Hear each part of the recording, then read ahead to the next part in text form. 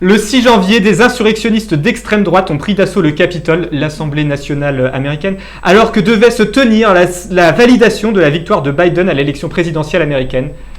Ça s'est passé juste après que Trump ait parlé à ses soutiens devant le Capitole. Je te laisse mettre la première citation. C'est un vol pur, nous disait Trump, pur et simple. Dans l'histoire des États-Unis, tout le monde le sait. On gagnait avec des centaines de milliers de voix d'avance et au matin, boum, des explosions de conneries. Il continue. On n'abandonnera jamais, on ne cédera rien. On ne cède rien quand il s'agit de vol. On va aller au Congrès et on va aider les républicains, les faibles, les forts n'ont pas besoin de notre aide, à retrouver la fierté et le courage de reprendre notre pays. Voilà donc comment s'exprimait Trump. Les membres du Congrès, les députés américains ont donc par la suite, quand Trump est parti et que des assaillants s'en sont pris au Capitole, ont dû être mis à l'abri parce qu'ils étaient en danger de mort et se sont cachés pendant plusieurs heures. Voilà comment Trump a réagi aux événements juste après dans une vidéo. C'est ce qu'il a dit, c'est ce qu'il a publié sur Twitter et sur YouTube juste après les événements. Je comprends votre douleur. On nous a volé notre élection. On a largement gagné. Tout le monde le sait, particulièrement le camp d'en face. Mais vous devez rentrer chez vous maintenant. On doit avoir la paix. On ne veut pas de blessés. C'est un moment difficile. Et il poursuit. Jamais ça ne s'est produit qu'on puisse nous voler tous. Nous, vous, notre pays, l'élection a été frauduleuse. On ne peut pas jouer le jeu de ces gens. On doit avoir la paix, alors rentrez chez vous. On vous aime, vous êtes très important. Vous avez vu ce qui se passe, la manière dont les autres sont traités, eux qui sont mauvais et méchants. Le bilan à l'heure où Trump publiait, où Trump a fait cette vidéo, était déjà d'un mort. Maintenant, il est de 6 morts, 4 insurrectionnistes et 2 policiers. Voilà, je sais pas, ça ressemble à des regrets, ça, cette vidéo, pour vous? Je sais pas ce que... Non, Adèle, non, et en fait, d'ailleurs, je crois qu'en plus, les partisans, enfin, tous ces gens qui ont envahi le Capitole, ils l'ont pas pris comme tel non plus, d'ailleurs. Il me semble qu'au contraire, ils y ont vu un soutien du président et rien de plus, quoi. Oui, oui, complètement, je suis d'accord. Non, on peut pas parler de regret là-dedans, c'est juste qu'il s'est trouvé... Je pense qu'il s'est trouvé mal, il s'est dit « Oh là là, j'ai fait une bourde » ou je sais pas, et en appelant à la violence, je sais pas trop ce qui s'est passé. De toute façon, il était obligé de faire ce genre de c'est tiré d'une vidéo, la citation.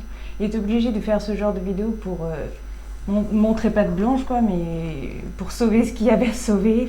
Mais de toute façon, en aucun cas, je pense que ce sont des regrets. Oui, ouais. C'est ça, je pense qu'il l'a fait parce qu'il n'a pas forcément eu le choix. En fait, par la force des choses, il a bien dû dire que quand même, parce qu'il y a eu quand même eu des morts, donc voilà, c'était un petit peu une façon de se détacher de ce qui s'est passé et de ne pas trop se retrouver à tremper là-dedans. Mais non, il n'a aucun regret, c'est clair. Mais ce qui me choque là-dedans, c'est que même dans ce moment-là, même après la pire chose qui pouvait se produire, je veux dire, on peut pas, qu'est-ce qu'on peut imaginer de pire qu'un coup d'État de la part d'un fasciste? Il est quand même incapable de reconnaître qu'il a menti, alors qu'il le sait parfaitement qu'il a menti. Il a inventé des résultats à une élection, il le sait. Il maintient, il reste dans son mensonge. Ça se trouve, il y croit. Peut-être qu'il finit par y croire. Ça se trouve, il y croit. On va pas en tout cas, les gens qui le suivent y croient à un point. Ils le suivent, il suffit qu'ils disent quelque chose. Mais même dans ces moments-là, il n'est pas capable finalement de dire ce qu'il faudrait dire pour apaiser la situation. S'il voulait la paix, c'était ce qu'il aurait fallu dire. Évidemment, comme tu dis, ils ne sont pas du tout partis à ce moment-là. Ils ont continué d'envahir le Capitole. Les témoignages par la suite ont d'ailleurs insisté là-dessus. Les gens qui étaient auprès de Trump dans la Maison-Blanche ont laissé fuiter. Ils disaient, mais il jubilait pendant tout ce temps-là. Il regardait les images. Il était extatique. Devant toutes les images, il était ravi. Il était un peu, nous dit-on, il était quand même déçu. Il trouvait que ses supporters étaient habillés d'une manière un peu trop roturière à son goût. Oui. Voilà.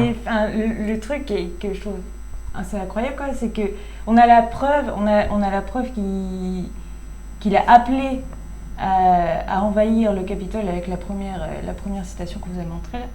Et en fait, il assume pas, quoi. Je veux dire, il pourrait avoir au moins le courage d'assumer, de dire je reconnais que voilà, j'ai fait une erreur en vous demandant de. Mais Elinor, ça fait que c'est 4 ans de Trump, 4 ans où il n'a jamais été courageux, où toujours il a de lâcheté en lâcheté. Il a toujours eu un seul intérêt en tête, c'était le sien. Et là, ça se termine là-dessus. Il a utilisé des foules qui étaient prêts à le croire pour faire n'importe quoi, pour soutenir un gars d'extrême droite qui mène une politique fasciste dans son pays et qui est incapable d'admettre le résultat d'une élection présidentielle. Qu'est-ce qu'il fait ? Il pousse ses foules à c'est pas juste qu'il est en train de défendre une théorie dans un débat rationnel. Il est en train de pousser les gens à commettre des actes séditieux.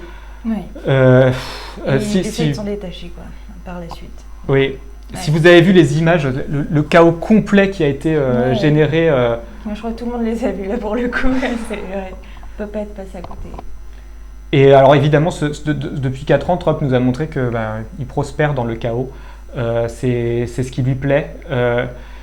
Il y a eu, par ailleurs, c'était organisé, cette histoire. Oublions pas ça. La police, certains policiers, parce que certains sont morts, mais certains policiers ont aidé en fait les insurrectionnistes à pénétrer dans le Capitole. On a des images, on voit celle-là, c'est une image d'un manifestant qui prend un selfie avec un policier. Des policiers leur ont ouvert les portes. Enfin, évidemment, on espère. C'est compliqué, la situation américaine fait qu'on ne sait pas trop si ça va avoir lieu. On espère qu'il va y avoir des retombées, y compris pour ces policiers-là. Jusqu'à présent, il y en a 2 qui ont été suspendus. Il y en a sans doute beaucoup plus que 2 qui sont impliqués là-dedans.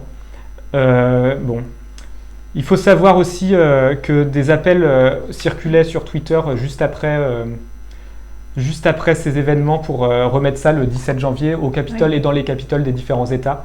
Et donc, c'est ce qui a donné lieu à la suite des événements, c'est-à-dire au bannissement de Trump de la plupart des réseaux sociaux, parce que il est imprévisible. On ne sait pas ce qu'il est. Il est tout à fait capable d'aller soutenir ces mouvements-là. Il paraîtrait aussi, nous disent ses proches, qu'il regrette d'être allé, d'avoir publié la vidéo dont on vous a donné quelques extraits, c'est-à-dire celle où il s'excuserait, soi-disant, celle où il serait en train de... Mais il ne s'excuse pas, parce qu'on le présente comme ça, on présente comme si c'était une vidéo d'excuses.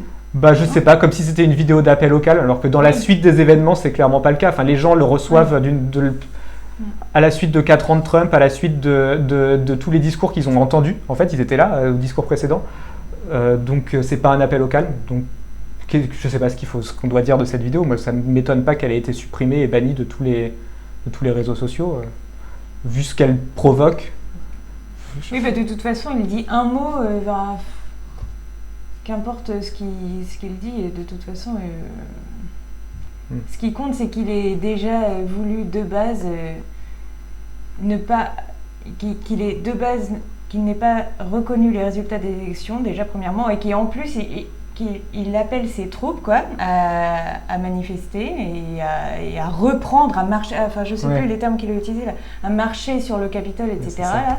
Donc c'est ça en fait qui importe, c'est ça, c'est ceux qui sont pro-Trump, ils ont ça dans la tête, donc il n'y a que ça qui compte pour eux, et du coup ils savent très bien que ces vidéos d'excuses, ou tu les appelles comme tu veux, ils savent très bien que, que c'est quelque chose pour montrer patte blanche, pour dire non, regardez, je suis pas méchant, mais ils le savent très bien que c'est patriote. Ils le savent et je sais pas s'il faut appeler ça des vidéos d'excuses, mais c'est la réception, y compris par Emmanuel Macron, moi qui m'étonne, la réception française dans les médias et en France, où on a du mal à parler de coup d'État ou de tentative de coup d'État, et où Macron parle de quelques individus isolés et violents. Mais non, c'est pas des individus isolés et violents, c'est des individus organisés qui agissent sous les ordres d'un président déchu, mais qui refuse d'accepter son sort. Il faut nommer les choses, c'est un président d'extrême droite, on a les mêmes en France. Donc plutôt que de faire un grand discours sur la démocratie sans être capable de nommer le mal, ça aurait été pas mal peut-être d'adapter le discours pour ce qu'on est en train de vivre en France. Mais on voit bien que Macron n'est absolument pas un rempart contre Le Pen. Il lui ouvre la porte.